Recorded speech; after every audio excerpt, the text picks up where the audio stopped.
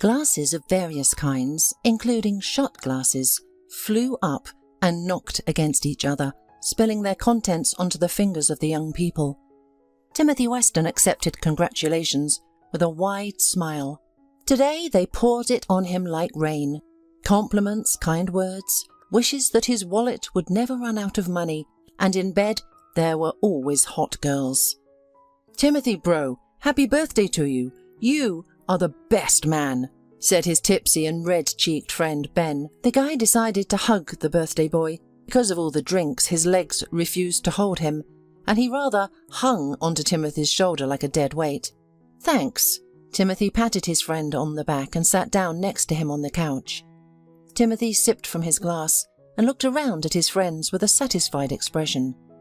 Timothy's 20th birthday party was in full swing. The music in the nightclub was thundering, the spotlights hitting the eyes. Everywhere you looked there was fun, glitter, smoke and splashes of expensive champagne. Go-go dancers with beautiful bodies wriggled in special open cages. They looked like exotic birds, but instead of plumage, they wore short shorts made of leather. The bartenders behind the bars were not just stirring cocktails and pouring hot drinks. They were demonstrating their skills in a continuous show. Bottles and glitter shakers were flying up now and then. This club was considered the most glamorous and luxurious in the city. It was the heart of the city's nightlife. To get inside, it was not enough to splurge on a table and be able to order something from the fabulously expensive menu. You still have to overcome 2 cordons of scowling guards, face control, dress code, and all that. Of course, for Timothy and his friends, this was not a problem. Rhonda, for example, who was sitting opposite, was the daughter of a local deputy and a charming, cute blonde with naive eyes like a child. She was on all the propaganda posters for her father. Not letting her into the club today would be like signing a death warrant for his business tomorrow. Then there was Gray. His parents were powerful entrepreneurs in the construction industry who probably built half the city and didn't disdain any methods to become local monopolists of their business. They even funded a couple of children's sports centres to look clean according to society. Gabe and Eunice were brother and sister. Their parents were too wealthy, and they had both been spoiled since childhood. Their father was the chairman of the board of directors of a banking group and just adored his offspring. All of them, sitting at the table, were chanting the name of the birthday boy and cheering carefree, while their bank accounts were full of the money thanks to the labour of their parents. As for Timothy, his father was the founder and CEO of the leading mining and metallurgical company in the country. Timothy attended a closed private school where he met Gabe and Eunice. He played soccer, badminton and horseback riding, and also tried his hand at diving and fencing. After graduation, he enrolled in the desired university.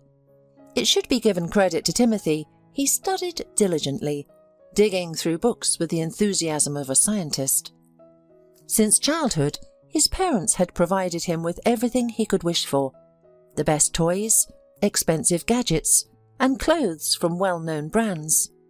On his coming of age, Timothy was given the keys to a luxury car, and on his 20th birthday, they bought their own apartment. It was a dream come true. But Timothy's life still had a significant difference from the carefree existence of his friends. Yes, now he was one of them. Young, rich, promising. He studied at the best university, constantly travelled abroad, had loving parents. He could throw a party whenever he wanted, but it wasn't always like that. He was not born into a wealthy family, but drew a lucky ticket to this life. He was like an ugly duckling who managed to become a beautiful white swan in his new family. He never told his friends about it. They wouldn't understand. Or worse, they would start putting themselves above him because of his background. Only his best friends, Gabe and Eunice, knew his secret and, most importantly, did not tell anyone. Who knows why Timothy confided in them? Maybe because they were brother and sister who always supported each other, protected and defended. And once upon a time, Timothy had a sister too. "And let's play Spin the Bottle," Rachel's voice interrupted the guy's thoughts. The girl was a dark-eyed, gorgeous brunette who took after her Arab father. She picked up one of the empty champagne bottles from the table and twirled it in her hands, looking at her friends defiantly. And then maybe hide and seek, Gabe snorted. Rachel Sunshine, we're not 10 years old anymore. If you want someone to kiss you, just ask. My lips are at your service. The guy winked at his friend under the laughter of other friends. Come on, let's play.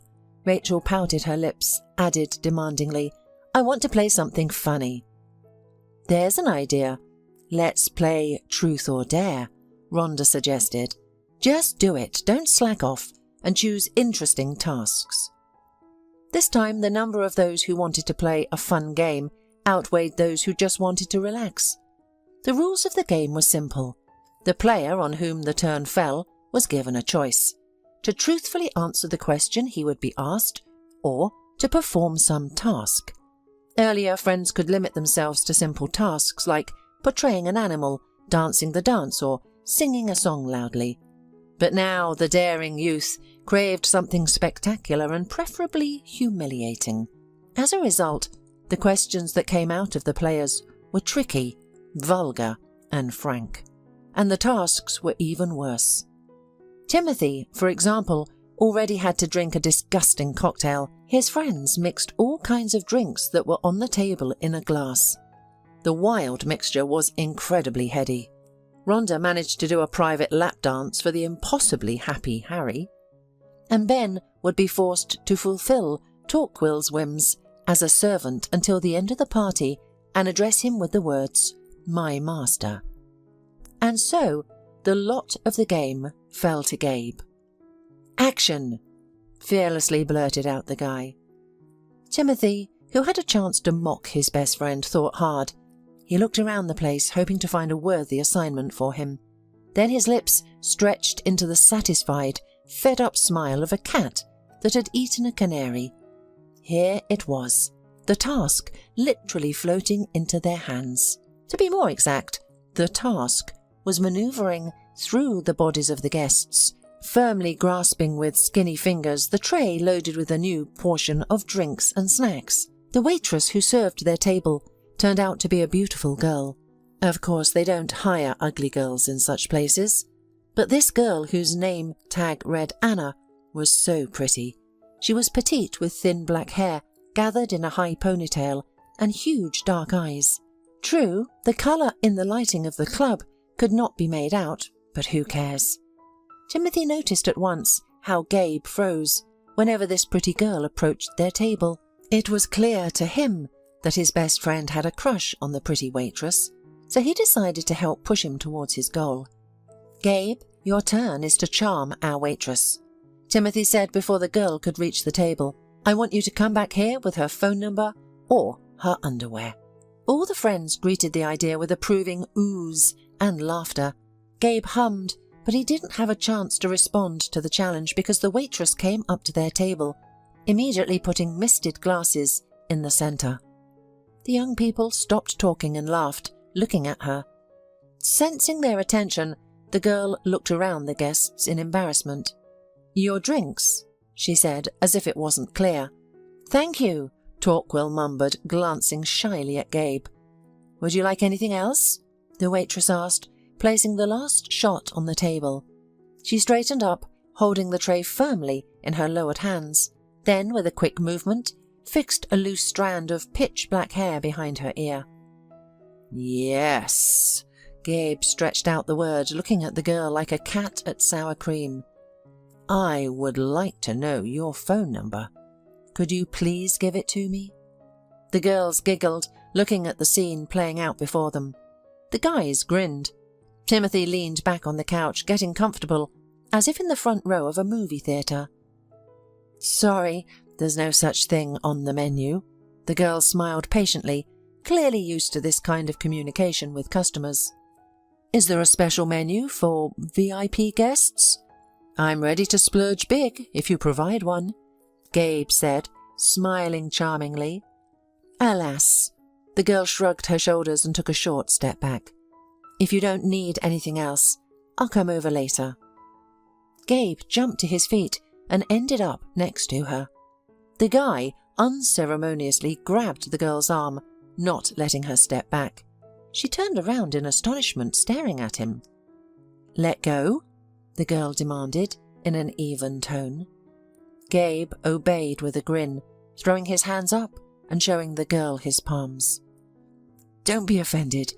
I'm being sincere," Gabe began with a tempting tone. "I really like you. I'm thinking of inviting yourself to have some fun with us. We're not bad guys. We'll drive out of town and have a pool party. Let's go. You're going to love it."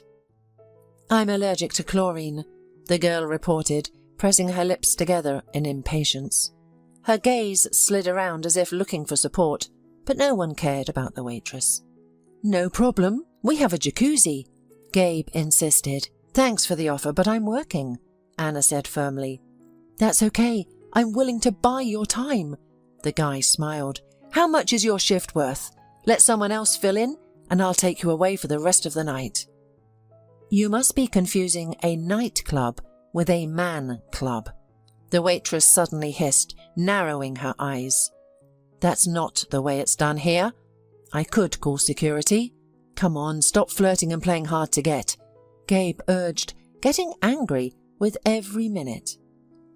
He was generally not a bad guy, but this evening he had had too much to drink and did not want to listen to the waitress's refusal in front of his friends. Suddenly, he leaned over to her and whispered something into her ear.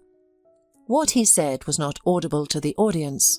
However, his hand at some point rested on the girl's thigh, which was encased in a short uniform skirt. He barely had time to stroke it before events took an abrupt turn. The girl flared up so much that her indignation was visible even in the darkness of the club. She sharply pushed Gabe away from herself. The tray fell out of her hands, falling to the floor with a clatter. Gabe even had no time to realize that the waitress's palm had smashed into his cheek. The force of the blow was such that it would surely leave a memorable mark on his cheek with the imprint of her fingers. "Are you crazy?" exclaimed Gabe, looking at the girl dumbfounded. "But what did you think? That if you can afford a bottle of expensive champagne, I will bow down before you?" the girl blustered. "I have some bad news for you. Not everything in the world can be bought." The girl no longer looked like a charming doll. A fearsome fury stood before them, her eyes scattering lightning bolts. "What's gotten into you, little girl?" Ben, who was only amused by what was going on, interjected. "Don't you know that you should treat us properly? We are all good guys here. Don't insult us if you value this place. Otherwise you won't be the one calling security, but we will." "I'm not insulting you." The girl proudly straightened her back, raising her nose and holding it to her chest like a shield. "I'm stating the facts. All people have personal boundaries, regardless of who they work for. If you can't keep your distance, hire a manners tutor. You can afford it, and buy some politeness in change." "Who do you think you are?" snorted Timothy, getting up from his seat and approaching the brazen waitress. "You think that if your face is pretty, you can wave your arms and open your mouth?" He decided to stand up for Gabe, cutting off the sassy girl. His head was buzzing with the alcoholic mixture he had drunk, and anger was boiling in his chest.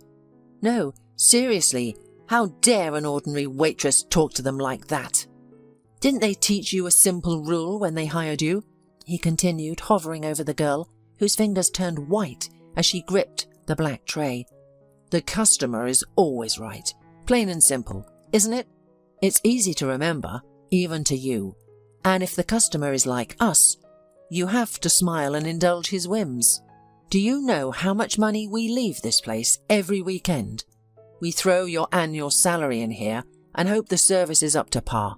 And what are you doing? You're biting the hand that feeds you. So now, come and apologize profusely to my best friend. If you're lucky, we won't destroy your life." "No," the girl muttered emphatically, but her lips treacherously trembled. "It's up to him to apologize for the indecent offer. "Don't you realize what's going on?" Timothy was furious, looking at the brazen waitress with an alcoholic gaze. "It's my birthday, darling. As a good party host, I want my friends to be happy, and you're trying to ruin it. Let me explain it again. The difference between our social statuses is a gulf, and the sooner you realize it and become docile, the sooner you learn to accept the handouts that fate gives you.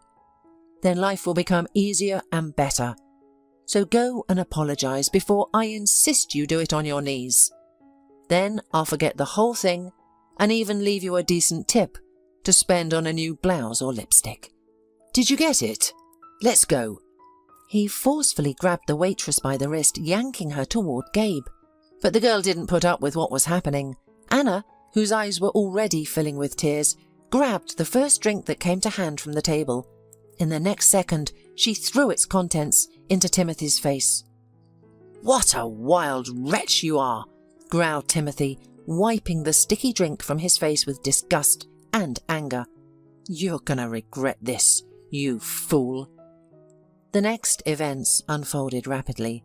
The rich friends demanded, in an ultimatum, for the dismissal of the damsel, who didn't know how to communicate with customers. "She's new here," the nightclub administrator tried to mumble an apology. "She has only been working for a couple of weeks." "You mean she had been working? Because as of this second, she can get the hell out of here. Otherwise, you're gonna have a huge hole in your budget and big trouble. Timothy, you know me. If I see her face here next weekend, your place will be razed to the ground." The manager also joined the conflict. In the end, the young people's wish was granted. They were given apologies, but it was not a proud waitress, but the manager of the nightclub. It was not known how real Timothy's threats were, but no one wanted to check, and it was much easier to dismiss the new waitress than to make trouble for themselves every week. So the next morning, the poor waitress came to the office of the manager, which was located in the club. "It's your own fault, Anna." The man looked glumly at the waitress, handing over the money for the shifts worked, and letting the employee go wherever she wanted. "Didn't you know where you were going to work? Yes, some customers look at club, bar or restaurant workers as sexual objects. So what? You could have put up with it, smiled a couple of times and forgotten. You'd get a tip the size of a month's wages. And you're a fool." "I don't want their money," the girl scowled, taking her money. "And my name is Anna Maria. How many times can I say it? Anna Maria, not Anna." She placed a shiny silver-white badge on the manager's desk with her name on it, which was annoying to her eyes. When Anna Maria was given a uniform, they shrugged their shoulders, saying that her name was rare and they wouldn't order a new badge for her. However, it's a good thing that they didn't. Her time with the club was short-lived. Leaving the building, the girl took a deep breath and turned around. Where was she going to go now? It would seem that all roads were open before the young, beautiful Anna Maria, but alas, reality was far from fairy tales. For graduates of the orphanage, many paths were closed. Anna Maria, sighing heavily, wandered towards the bus stop. She should go to the supermarket and buy some groceries. The refrigerator was empty. Then she needed to prepare for the seminar on Monday and, of course, look for a new job for the weekend. Anna Maria turned 19 a month ago. The girl had just graduated from the orphanage, where she had lived since she was 5 years old. When she left the gates of the orphanage, she had no fear. On the contrary, a warm and joyful anticipation of change settled in her chest. She felt like a bird released from a cage. Unfortunately, no one told her that freedom is full of dangers. There, she had to build a nest, look for food, and fight for life, fearing to encounter birds or prey with large claws. Anna Maria got into the orphanage with her older brother. Their mother grew up in the orphanage herself, and she had no relatives. The father abandoned her when she was pregnant with their second child and disappeared without a trace. The single mother had no job, only social payments for the children. There were no means for a normal life, and even less for the maintenance of small children. And frankly, the mother had no desire to raise them. More importantly, this woman enjoyed drinking in the company of her buddies.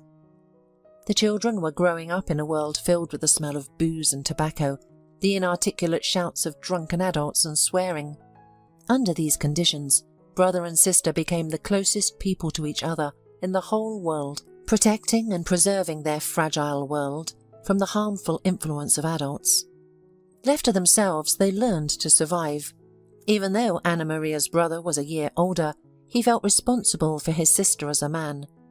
Once, he stood up for Anna Maria when her mother's drinking buddy, a typical representative of marginalized society, tried to hit the girl.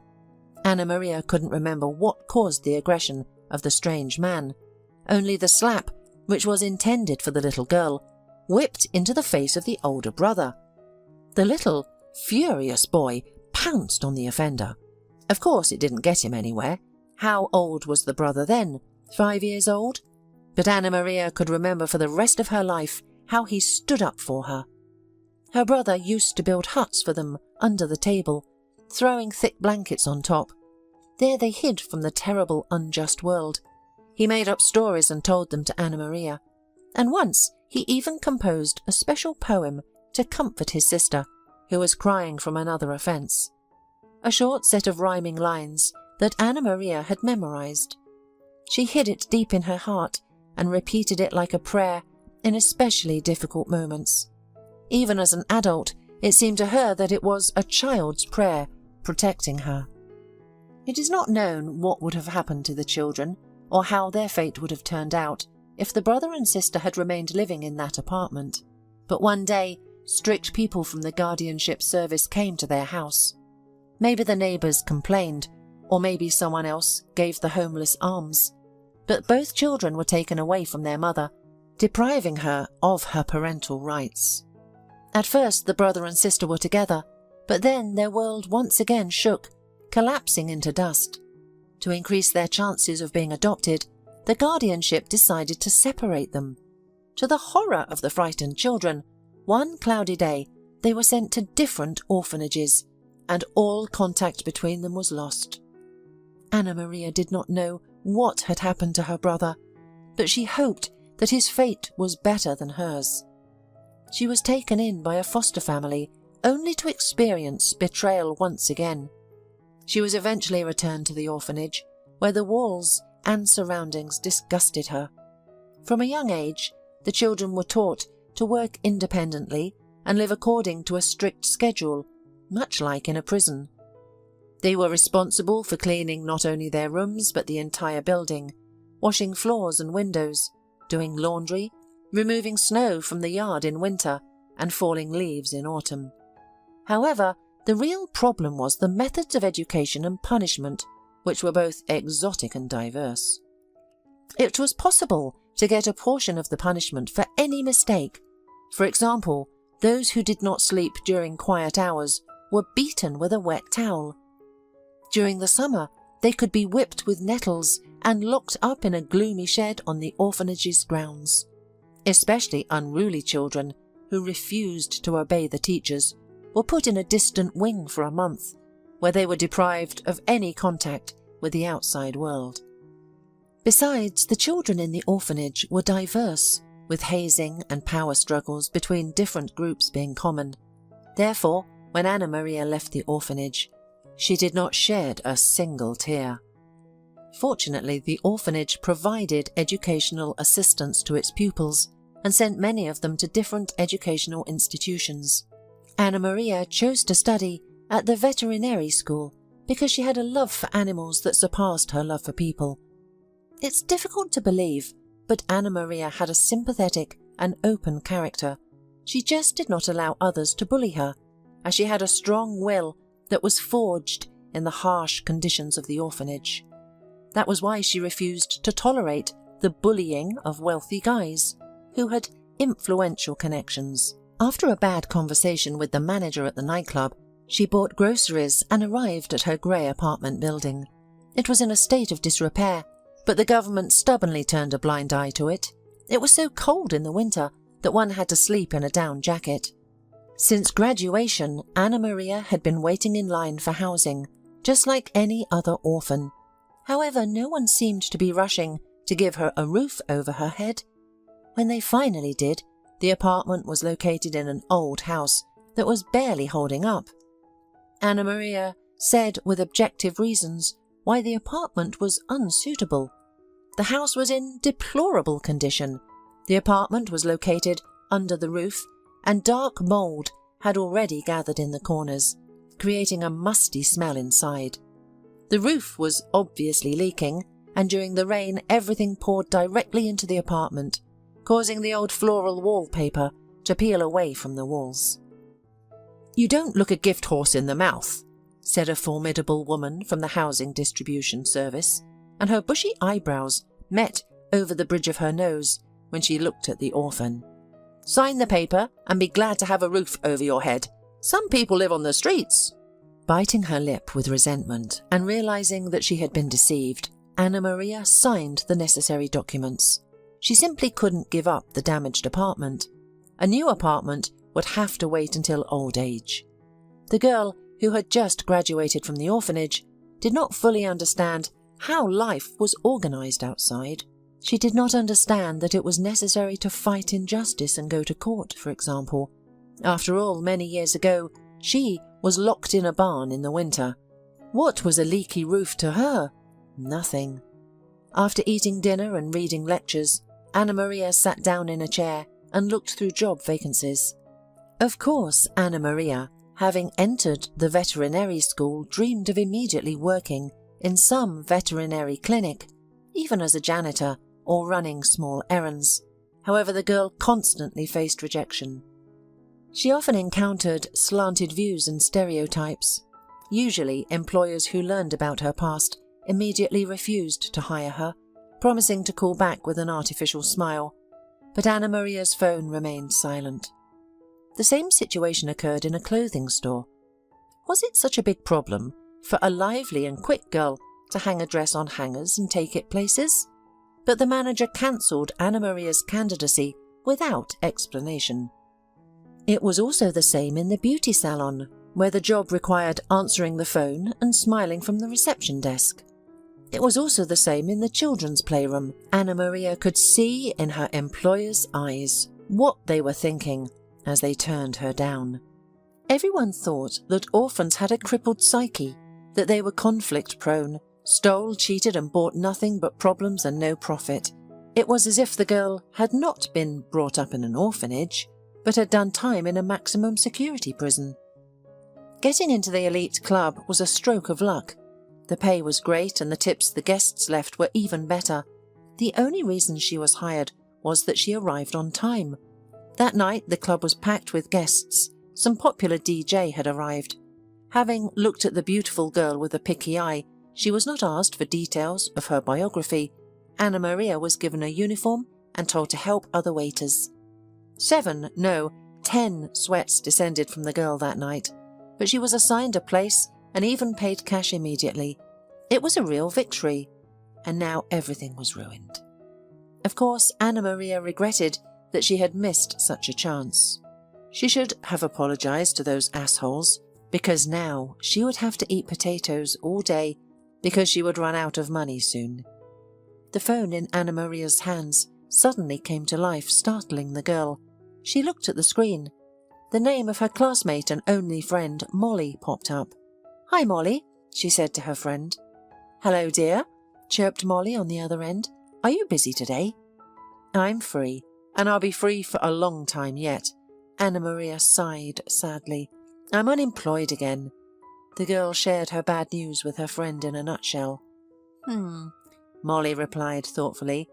"But I guess now you can say that you have experience working at one of the most prestigious places in the city, right?" "What are you getting at?" Anna Maria asked, picking at a hole in the old chair with her finger. "My acquaintance works as an administrator in a restaurant," Molly informed her. "He offered me a position as a weekend waitress, but I turned it down. Maybe we should offer your candidacy. The shifts are short, you only have to work Saturday and Sunday. They're busy days, so more staff is needed. It's a nice place. where all the bigwigs of the city gather. Oh, my favourite audience. Anna Maria stretched sarcastically, but then thought that she should give it a try. The friends didn't put the matter on hold for long. The same day, Molly introduced Anna Maria to the administrator, Hank. She advertised Anna Maria's experience, the way an experienced salesman tries to sell someone a vacuum cleaner. She worked in the best nightclub in the city, she convinced the doubtful acquaintance. However, Molly remained silent about the fact that Anna Maria only worked there for less than a month. She can handle your customers.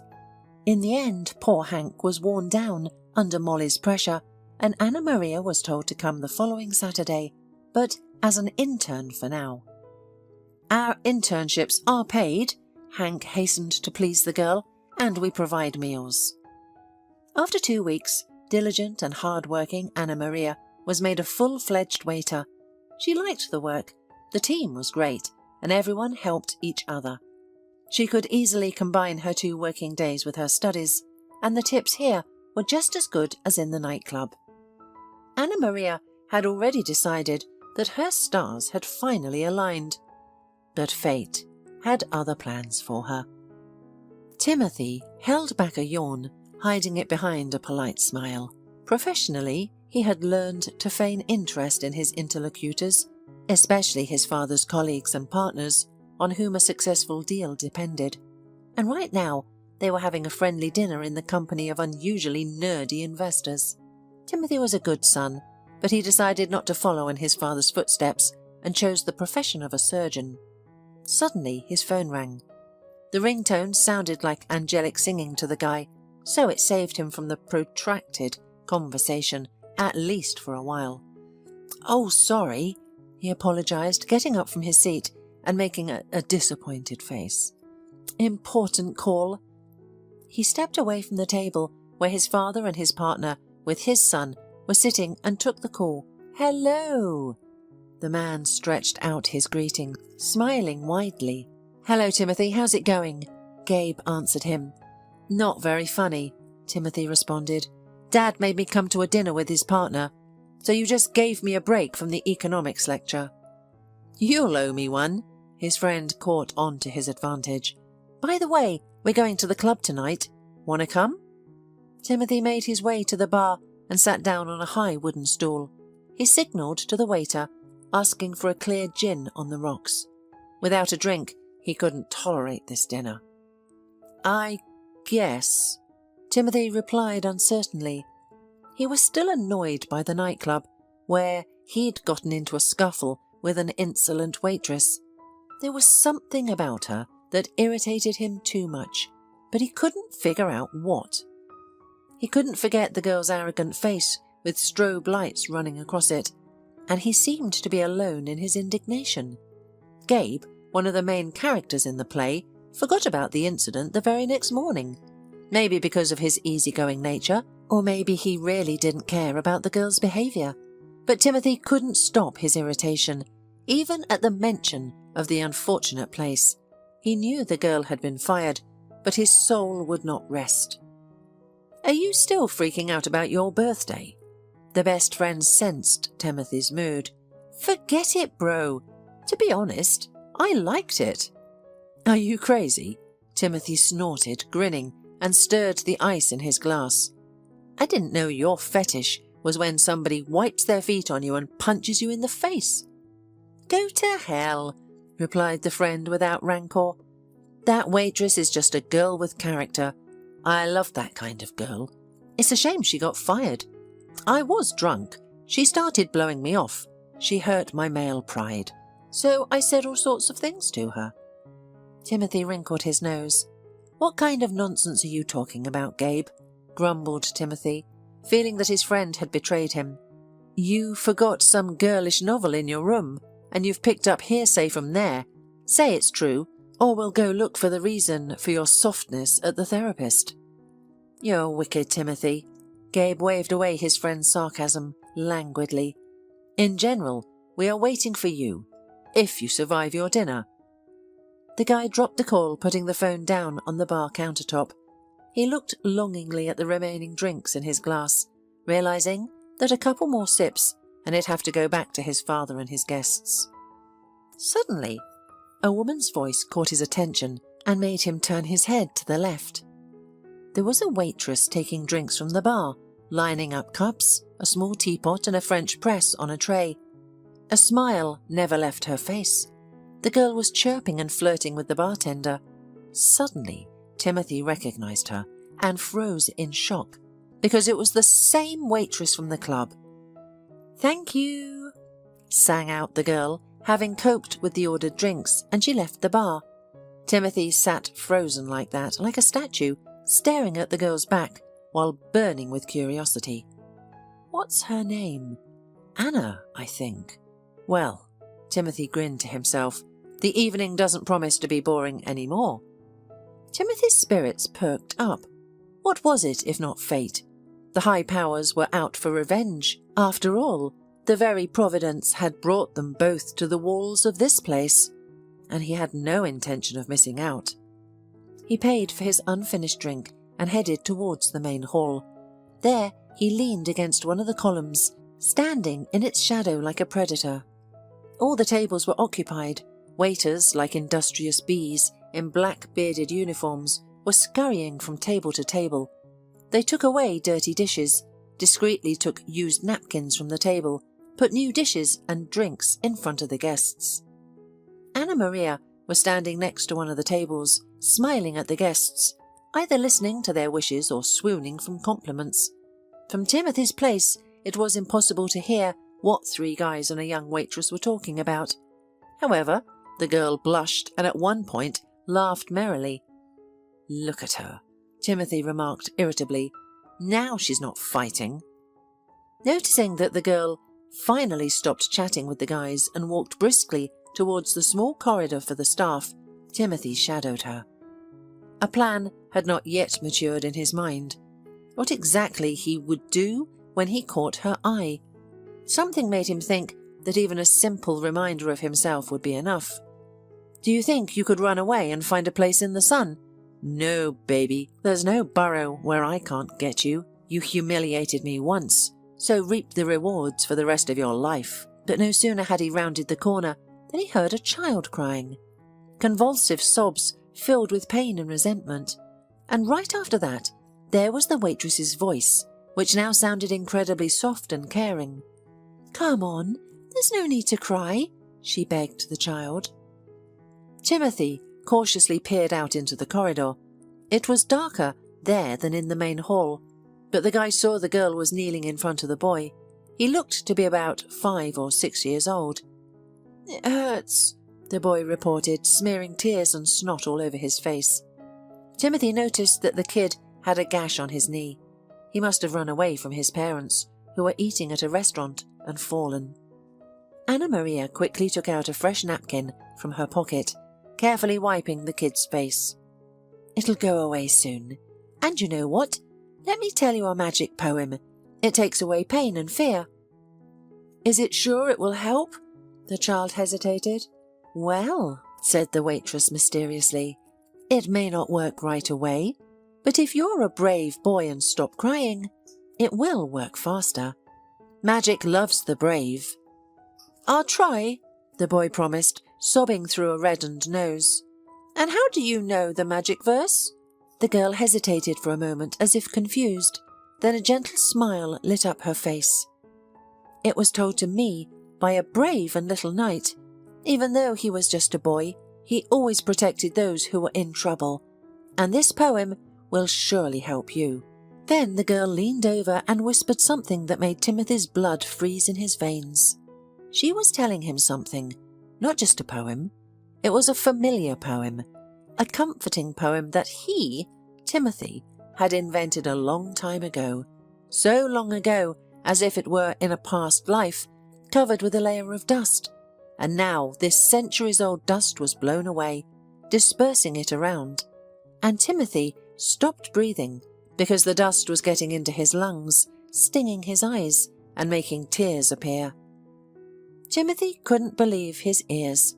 It was the verse he had told his sister Anna Maria when they were hiding in the blanket house, or when she was afraid to fall asleep at night, or later when, once they were in the orphanage, they used it to take away their fear of the unknown. Timothy watched mesmerized as the waitress stood up and took the little boy's hand. He had stopped crying altogether. Only a red knee with an abrasion and slightly swollen eyes reminded him of the recent trouble. "Now let's go find your mum, okay?" she said. "She must be worried, right?" "She thinks I'm in the playroom," the boy sighed sadly, "and I ran away. She's going to scold me." "She won't. I'll explain everything to her." The waitress hastened to calm the anxiety of the little boy, and then she looked up. Their gazes with Timothy crossed. At first, recognition and consternation lit up in her eyes, but those emotions were instantly replaced by a frown of indignation. "I hope you're not following me," the girl said, blushing with indignation. "Otherwise I'll go to the proper place and seek an injunction against approaching me." The waitress swiftly rushed past the guy, dragging the boy in tow. Timothy, on the other hand, looked dumbfounded. He stared at her with his mouth ajar, as if he were facing a new wonder of the world that he had accidentally met in his life. Is he drunk or what? A squeamish thought flashed through the waitress's mind. Despite the outward bravado, Anna Maria did not like the unexpected meeting with the rich guy. What a misfortune to get a job at the very restaurant where this rascal is dining. She did not know what else to expect from him. Anna Maria clenched the child's hand harder in hers, leading the boy away. She knew where his family was sitting. A noisy company was celebrating someone's anniversary. "Wait!" Timothy dazedly called out to the girl, as if to come out of a trance. "Wait! I have to ask you a question. Just wait!" She felt his hand come down on her shoulder from behind.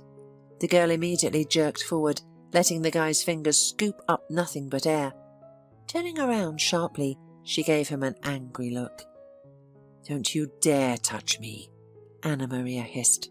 "I'll call security. It's a decent place here. There's a camera. I'll tell them you've been harassing me." "You misunderstood me." "Have a nice day," muttered the girl, quickly winding her way into the main hall. Timothy, unable to stand it, rushed after her. At that moment, another waitress, the one who had served their table, was returning from the hall. "Anna Maria, you don't waste time, do you? Already found yourself a boyfriend?" she cheerfully threw, passing by the colleague and throwing a look at the boy who clung to Anna Maria's hand. Timothy froze in place. His eyes widened and his heart skipped a beat to start pumping blood with renewed vigour. The air was getting short. Anna Maria! She called her Anna Maria, he thought in shock. Meanwhile, Anna Maria smiled at the other waitress. "Yes, you know, I was desperate to find a Prince Charming. I thought it would be easier to raise him myself." The second waitress laughed merrily, appreciating the joke. Her head was turned toward Anna Maria as she walked away. She didn't look ahead. Therefore, she didn't notice an obstacle in the form of a petrified Timothy and flew into him. The tray with dirty plates slammed into the guest's chest. One of the plates slipped, falling and breaking into small white shards. The rest of the dishes miraculously survived. "Oh, my goodness," the waitress exclaimed fearfully. "I'm sorry, I didn't see you." Timothy, however, did not even hear her lamentations. He fell weightily to his knees, as if his legs could no longer hold his body weight.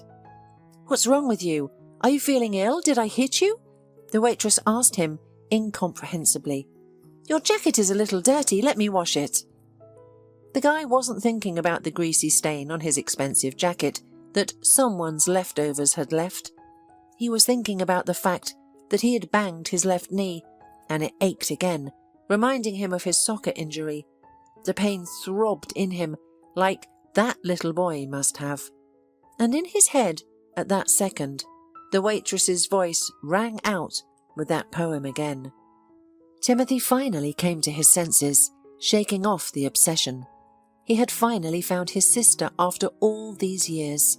He had found her when he had given up hope long ago and dropped his hands. The guy brushed the waitress's hands away from him, jumping up from the floor. "Sorry," he mumbled, not looking in the direction of the confused woman. He ran down the hall looking around. Where was she? He must explain everything to her. But suddenly another thought came to his mind.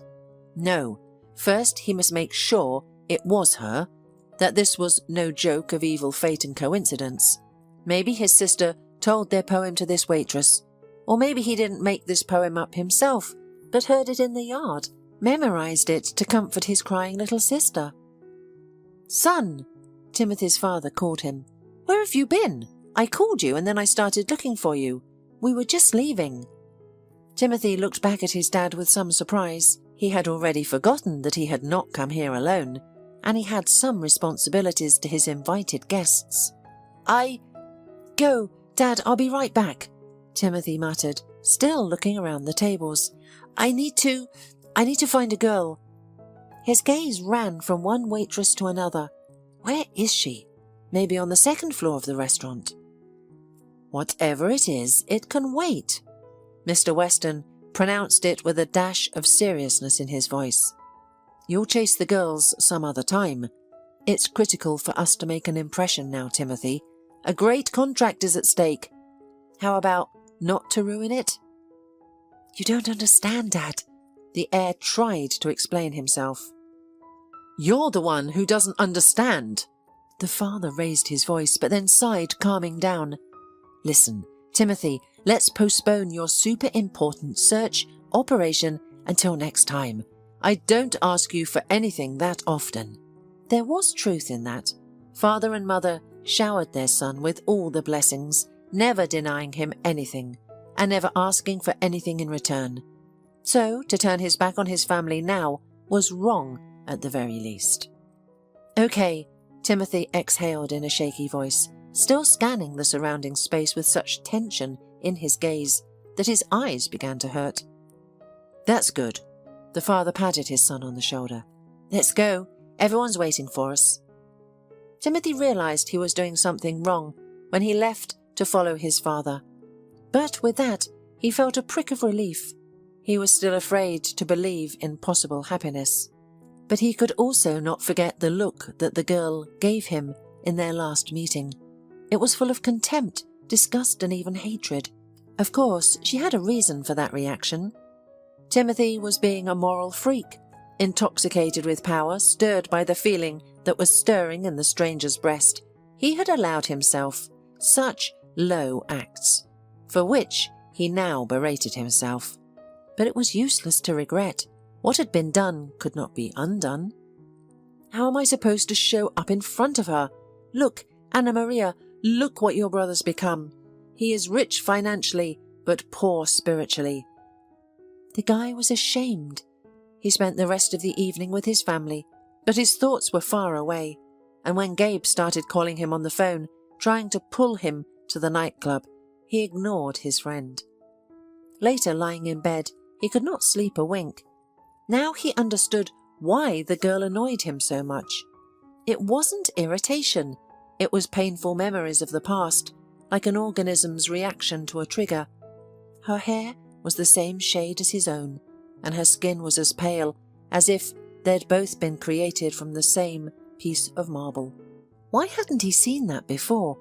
And her big eyes were brown, like good whiskey, like strong tea. They were his little sister's eyes. He had so often wiped the tears from her cheeks, and now he was trying to make her cry himself. Memories began to creep into his mind along with the pre-dawn fog, sticky and cold. He remembered how he and Anna Maria had been brought to the orphanage, how they had held hands, afraid to uncross their fingers. They had been put in separate rooms then, and he had snuck into her room at night. In the morning, the teacher found them sleeping in the same bed, and then they were separated. He was taken to another orphanage, and Anna Maria, he didn't know what happened to her. The man who accompanied Timothy said his sister would be adopted soon. Maybe he lied to comfort him. Maybe he was telling the truth. Timothy didn't stay long in the orphanage as well. Fate had brought him together with the Mr. Weston and his wife. They visited the orphanage and brought some goodies and gifts for the little ones as charity on the same day when Timothy had just arrived there. The Westons had no children of their own, so they tried to give a piece of their care to those who needed it. The headmistress brought the Westons to her office, and the newcomer was led there as well. When the spouses saw the boy, something inside them trembled. They had previously discussed the idea of taking an orphan from the orphanage, but it did not go further than talk.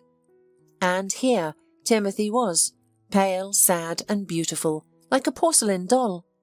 Mrs. Weston's heart shrank. Later she said that it was maternal feelings that made her wake up when she saw the blue eyes of a dark-haired boy. Soon Timothy was living in a luxurious mansion, which was located outside the city, surrounded by fruit trees and rose bushes. Later, he tried to look for his sister. Of course he was too young, but a plan matured in his mind. He decided that if he would be a good son for his parents, become obedient, sweet and loved, they would fulfill his precious wish, find his sister and take her to their house, especially since there were so many rooms. So, a year later, when his parents asked their son what he wanted for his birthday, he spoke for the first time about Anna Maria. "I'm ready to eat less," the boy seriously and fervently promised his foster parents. "And we can sleep in the same room. You know, she's minimal and thin, like a bird. She won't take up much space. And she has a very funny laugh. If you tickle her, she grunts like a piglet. You will definitely like her." The Westons were so touched by the child's words that they promised to help him. The spouses, indeed, turned to the appropriate authorities. Only the girl had already been adopted. So, if she already has a family, should they interfere in the child's life? But Timothy couldn't calm down. At the age of 16, he came to the Department of Guardianship and Custody. He was told nothing about Anna Maria's fate. Then, in an emotional outburst, he had a big fight with a woman from the guardianship service. He even broke something in her office. Lucky for him, she didn't call the police. "You had no right to separate us," shouted Timothy at the time. "This is inhuman and surely illegal." The woman then poured tea for the boy, sat him in an armchair and tried to explain why the children were being separated. "First, one child has a much better chance of finding a new family than two," she said to Timothy in a soft tone. "As practice shows, children who stay close to each other cannot adapt to a new life or accept a new family. They cling to each other, fixate on themselves. This does not end well. Recently, a woman took in a brother and sister. Their adaptation was very difficult. The children turned each other against the new mum. At the same time, when one child stayed at home and the second child went away, for example, to the hospital or camp, there was peace and quiet in the family. But when they met again, the problems began. Screaming, fights and tantrums. Do you know how it ended? They both went back to the orphanage. She couldn't handle it, and I can't blame her for that." Timothy listened to the woman, not knowing what to say. It seemed to him that none of this was about him and Anna Maria. They wouldn't fight in their new family, no. But the woman continued, "You're in a new family now, a beautiful one at that. Surely your sister has acquired parents too. Would you really be willing to ruin it all? If the two of you had stayed together, who knows if you would have gained families or stayed that way?" Timothy's chest tightened.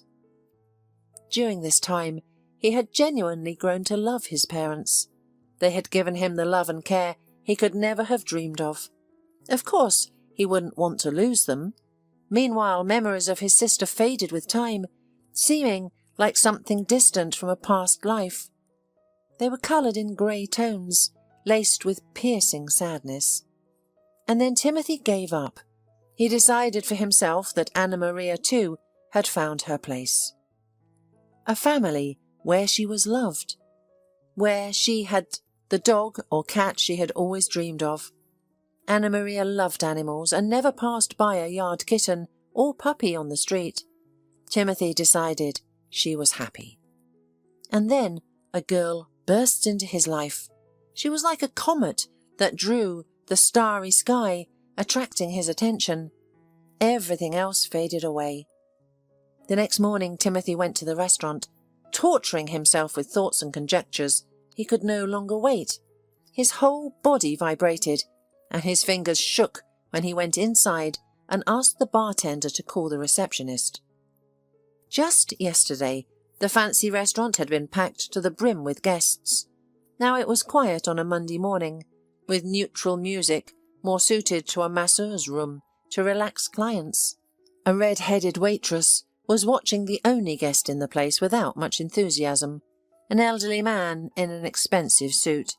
He was finishing his English breakfast, drinking with black tea. "Hello, may I help you?" Timothy was snapped out of his distracted thoughts by the administrator. "I'm looking for Anna Maria," said the young man, tapping his fingers nervously on the counter. "She only works weekends," the woman informed, eyeing the young and handsome man with interest. "On weekdays she studies." "Maybe you can give me her phone number?" Timothy tried a charming smile, but he feared that the smile came out more anxious than friendly. "I'm uncertain if I can," the woman said, averting her eyes. "We can't give out personal information about employees." "Where does she study, at least?" "I don't know," the blonde girl shrugged. "Anna Maria, the new girl?" The bartender suddenly joined the conversation, wiping a glass with a clean towel. "She's studying to be a veterinarian, except where I have no idea." Well, that was something. All that was left was to go around to all the veterinary schools in the city, Timothy thought sarcastically. However, he nodded to the bartender with gratitude and turned back to the blonde, making another attempt to play on her pity. "It's important for me to meet her. Literally, it's a matter of life and death," insisted the guy, looking at the girl pleadingly. She bit her lip and averted her gaze, but Timothy felt a glimmer of hope that she was about to break under his onslaught. "Let's do it this way. I'll call and tell her that you're looking for her," she suggested at last. "She can come here if she's free, or she'll let me leave her phone number, or I'll just put you on the phone, okay?" "Okay," Timothy nodded, feeling excitement dry out his throat, and turned to the bartender. "Can I get a glass of water?" The administrator pulled out her cell phone and immediately dialed the right number. "What should I say to her?" she asked, raising her beautiful eyebrows. "Who's looking for her?" "Tell her that her brother Timothy is looking for her," he replied, hesitating for a moment. The administrator's eyes rounded. She decided that she was dealing with an obsessive fan or, in the extreme case, one of the visitors. But she definitely wouldn't refuse to help if she knew he was a brother. But she had no time to voice her thoughts. At the other end there was, "Hello?" followed by a yawn. "Anna Maria, hello. It's Nellie. Did I wake you up? I'm sorry. It's just that there's a young man in the restaurant right now and he's looking for you. He says he's your brother, Timothy." "Huh? What? Yes, of course." The girl handed the receiver to Timothy, who had frozen in front of her.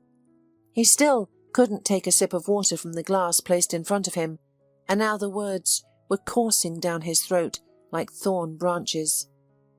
"Yes, hello, Anna Maria," he said, feeling the improbability of what was happening, as if he were a movie character in a ridiculous set. There was silence on the other end. The guy even took the receiver away from his ear to see if the girl had dropped the call, but the seconds were ticking away. "Timothy?" Finally a woman's voice sounded, broken and unsure. "Anna Maria, I'm at the restaurant," the guy began, still feeling the improbability of what was happening. "I'm coming right now. You just wait. You wait, Timothy, I'll come," blurted out the girl, interrupting him. Timothy didn't have time to answer anything, as the conversation was interrupted.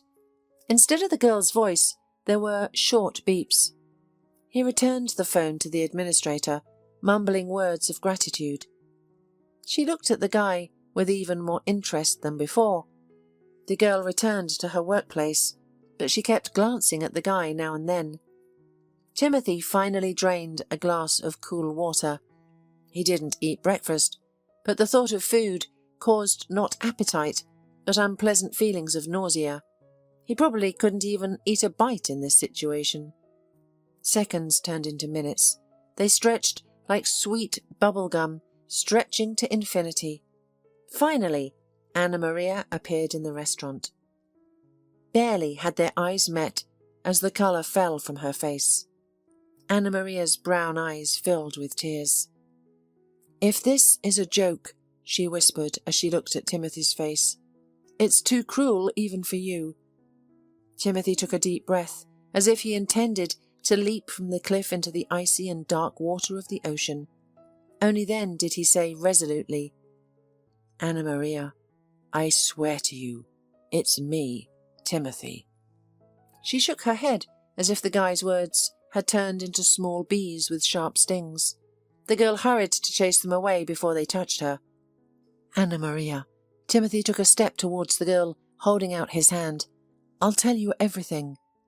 She looked up into his face again, frowning her eyebrows tensely. Her eyes searched his face for familiar features. And they found them. Anna Maria, who had grown up amidst the cruelty of orphanage children, couldn't bring herself to reach out her hand in response.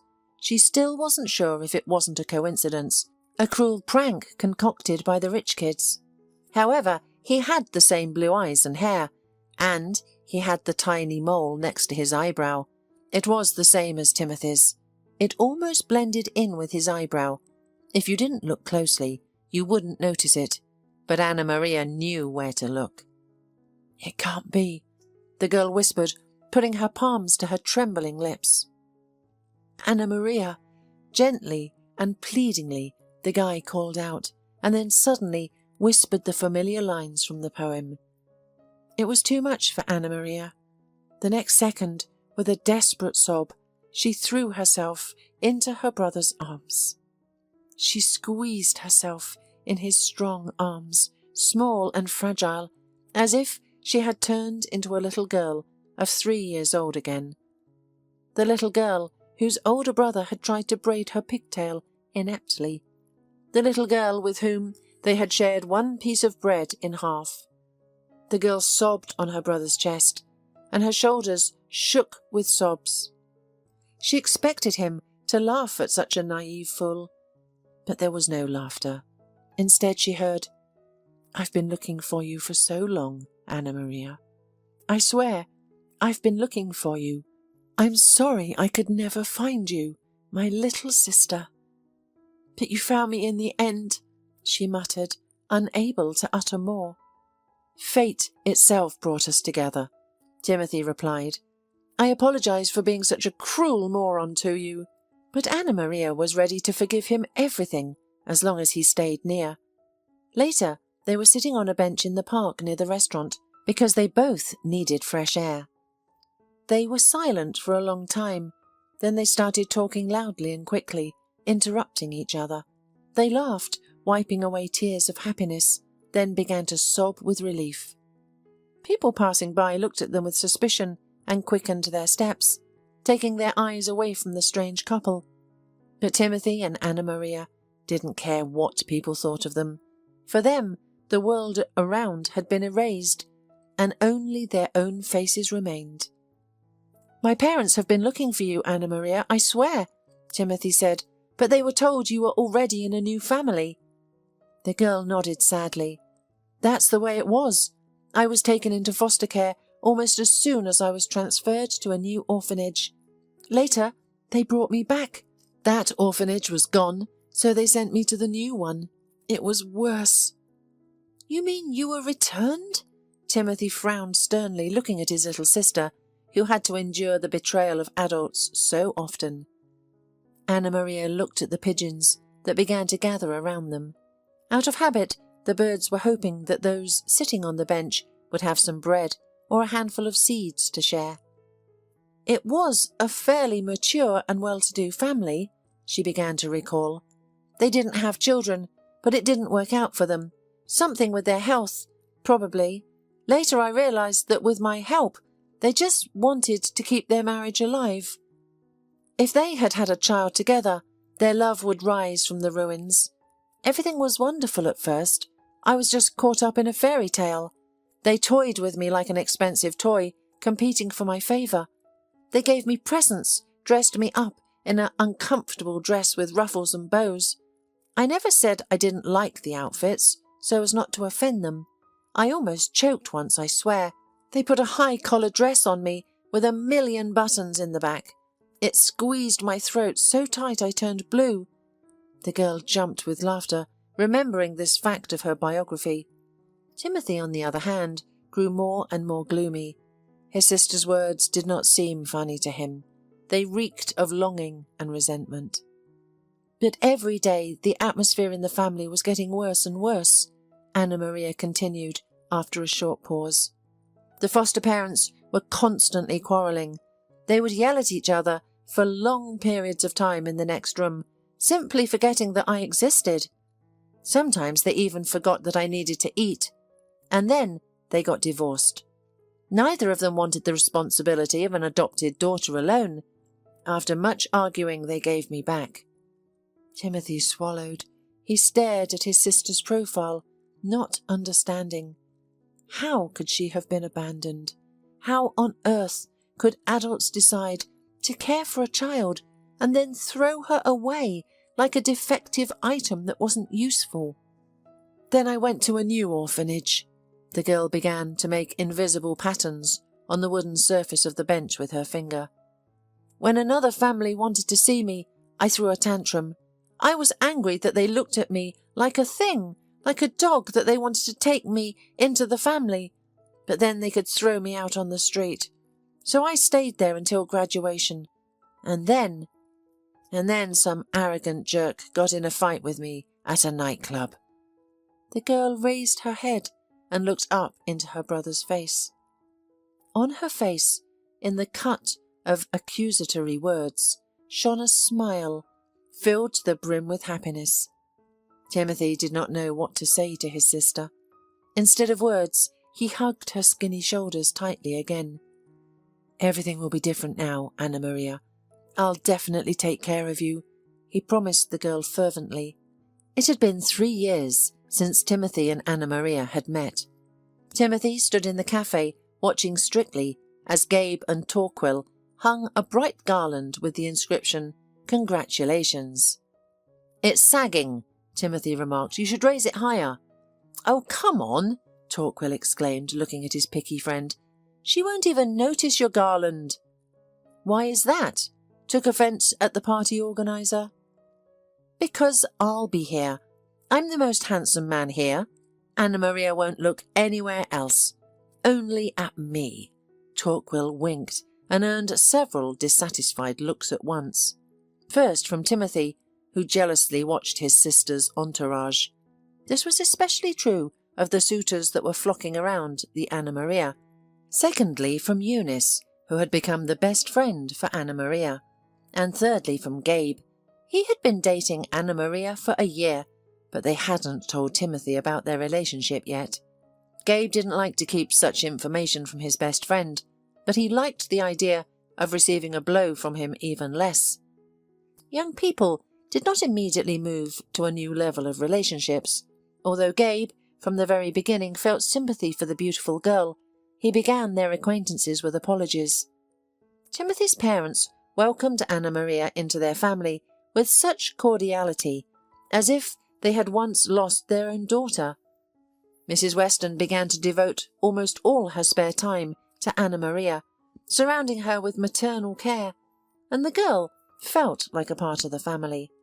As for Timothy, he had been truly happy recently. It was as if a missing puzzle piece had been inserted into his heart. And today he decided to arrange a surprise party for Anna Maria in honour of her graduation from the veterinarian school. Now Anna Maria could use her real gift to treat lame dogs and parrots with colds. Mr. Weston had already arranged for her to work at a great veterinary clinic. Timothy rented a small cosy cafe, called Close Friends, and used his comrades as free labour to give the place a festive atmosphere. Timothy's fiancée, Holly, stood guard, peering into the road to see if Anna Maria's figure was walking there. "She's coming!" shrieked the girl suddenly, running into the hall. Excitedly whispering, the young people left balloons and posters, throwing themselves in a scattering. Some hid under the table, while others hid behind the column. They left behind only an empty hall. Anna Maria arrived with her close friend Molly, who also graduated from the veterinary school. They froze at the entrance, looking around in amazement. The cafe was absolutely empty and quiet, as if even the staff had evaporated. "And where is everyone?" Molly asked aloud. A lonely yellow ball rolled past the girls like a tumbleweed across the desert. At the same instant, Anna Maria and Molly jumped, shrieking, as the walls of the cafe were filled with pops. Multicoloured confetti flew through the air, and with it came shouts. "Congratulations!" the friends yelled. "Surprise!" The young woman accepted congratulations from the friends, laughing and crying with joy. Anna Maria caught a glance at Timothy, realising perfectly well who had started it all. Brother and sister met eyes, and Anna Maria thanked him with a sincere smile. Sometimes she anxiously wondered if it would all be taken away from her again.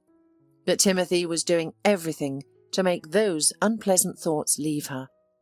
Gabe, her secret boyfriend, jumped up to her. In front of everyone, he wrapped her in a hug and kissed her on the lips. Everyone hooted. "I thought today was a good chance to make us known," he whispered in the ear of an astonished Anna Maria. There were plenty of witnesses around. "Timothy definitely won't kill us." "Well, no," muttered Timothy, already addressing what had happened. "I can't believe it. Anna Maria? Of all the guys in the world, you chose that ridiculous jerk." He was answered by cheerful laughter, and Anna Maria felt her heart beating fast in her chest, which was bursting with excitement. She was finally home.